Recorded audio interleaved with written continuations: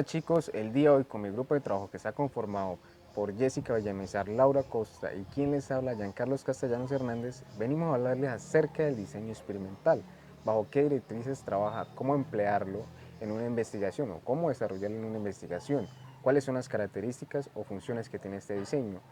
Para eso, a continuación, con mis compañeras le iremos explicando paso a paso. Debemos tener claro que toda investigación suele ser concebida bajo 4 criterios o 4 objetivos, pues así lo planteó Clark Catter, que decía que el primer criterio es describir, el segundo, comprender, el tercero, predecir y el cuarto sería controlar.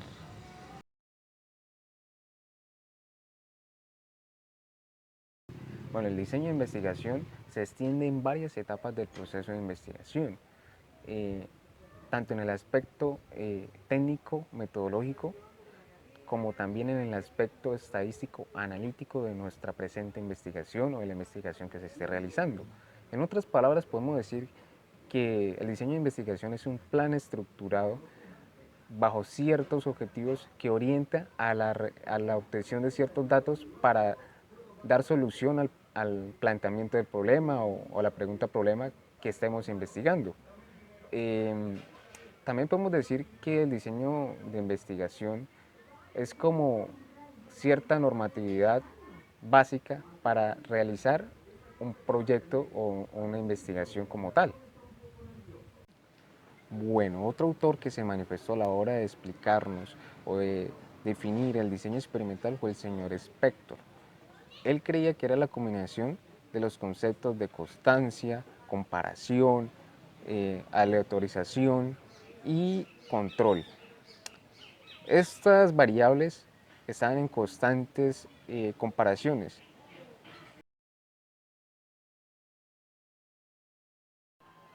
Bueno chicos, a la hora de plantear el diseño experimental en una investigación debemos tener en cuenta ciertas condiciones básicas o pasos básicos para desarrollarlo óptimamente. El primer paso sería eh, formular la hipótesis estadística o hipótesis científica de nuestra investigación. El segundo paso sería determinar las condiciones experimentales, cuál va a ser nuestra variable independiente y cuál va a ser la variable dependiente.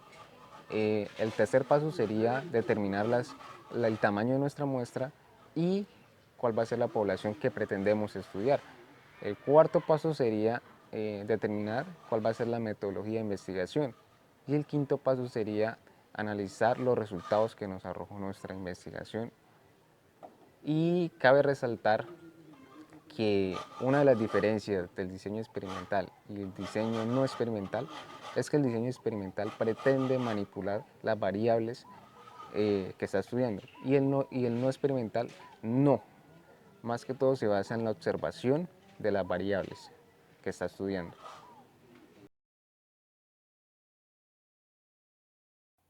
Para dar un concepto de experimento, entonces decimos que es esa experiencia científica en la que se provoca intencionalmente una transformación y se observa e interpreta su resultado, con propósitos básicamente cognitivos.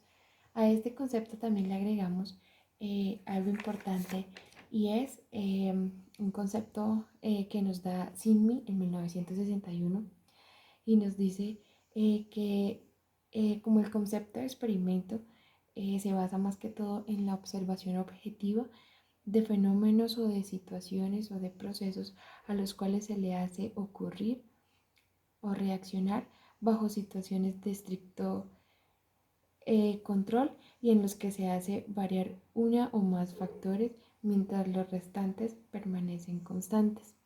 A ello también le agregamos que, según Briones, el método experimental se caracteriza por el control de variables. Seguido de esto, optamos por describir o por dar un concepto de qué son las variables y decimos que son propiedades, atributos o características de los objetos o sucesos de estudio. Ejemplo de estos vendrían siendo la edad, el grado de escolaridad de una persona o también sus mismas actitudes. Son tres variables las que el investigador controla en el experimento.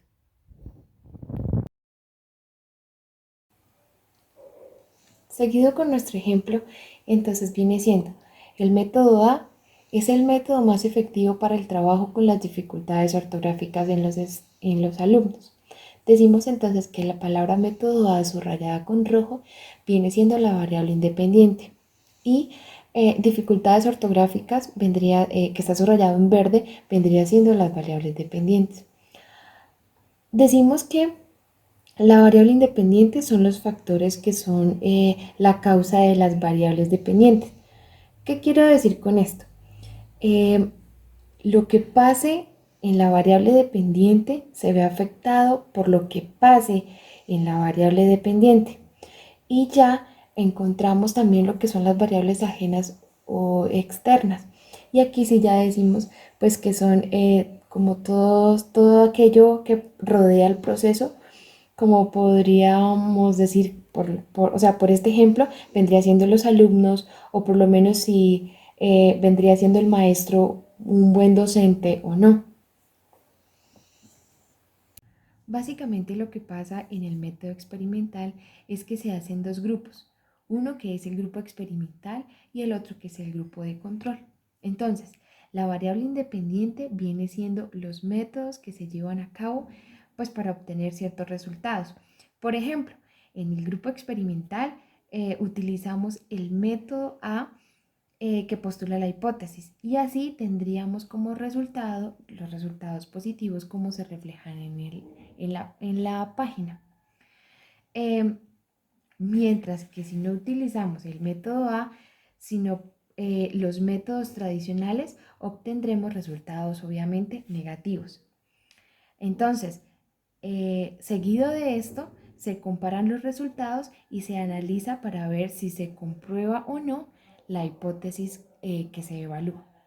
También encontramos hacia un lado todo lo que son, digamos, las variables experimentales que hace un momento también las repasamos. Y entonces aparece pues la independiente, la dependiente y en este caso la de control, que es todo aquello que hace que se mantenga debido a que surge un cambio, obviamente positivo, y que permite como esa permanencia de que como tal el estudio experimental de buenos resultados. Cada una de las variables se controlan de diferente manera, como vemos en el esquema. Entonces encontramos la variable independiente, la variable dependiente y también las variables ajenas o externas. En cuanto a la independiente, nos permite manipular las variables deliberadamente con el fin de observar su efecto en las variables dependientes.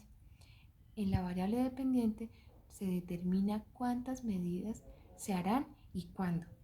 Antes de la variable dependiente, después, antes y después de la variable o del proceso de experimento, antes, después y después de un tiempo.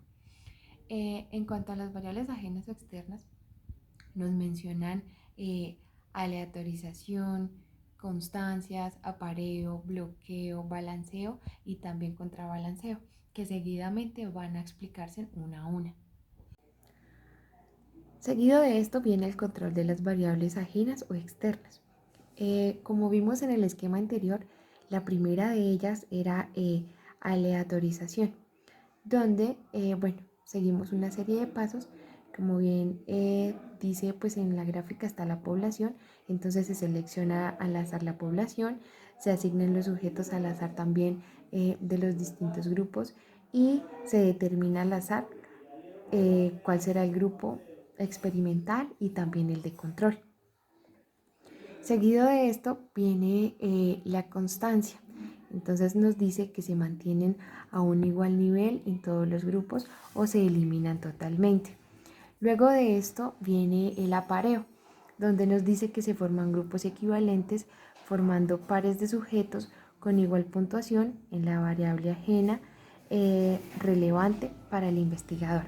Entonces, acá como vemos en la columna izquierda, tenemos los puntajes de cada uno de los alumnos y seguimos, por ejemplo, a Israel, que tiene 35 de puntaje, y a Emma, que también tiene 35 de puntaje. Entonces, Teniendo los mismos puntajes, es por eso que se pone uno en un grupo y el otro en el otro grupo. ¿Para qué? Para que obviamente se vea reflejado eh, la equidad o ese equilibrio entre integrantes.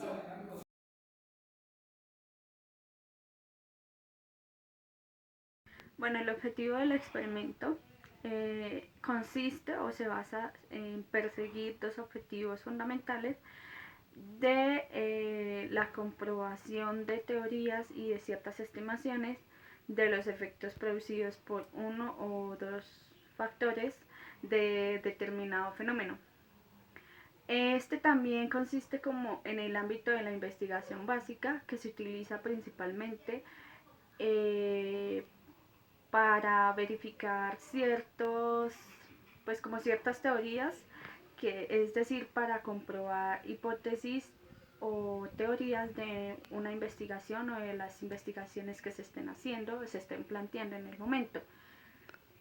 El diseño experimental también cuenta con unos criterios que garantizan la calidad metodológica del experimento, y este consiste como en el principio de max, min y con.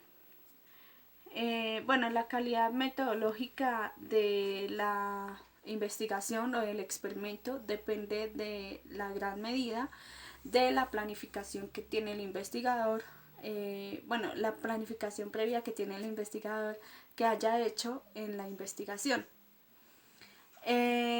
Cuando planifica el estudio, el objetivo principal del investigador consiste en garantizar las medidas o la prevención en el contraste de las hipótesis o de ciertas hipótesis que hay en la investigación.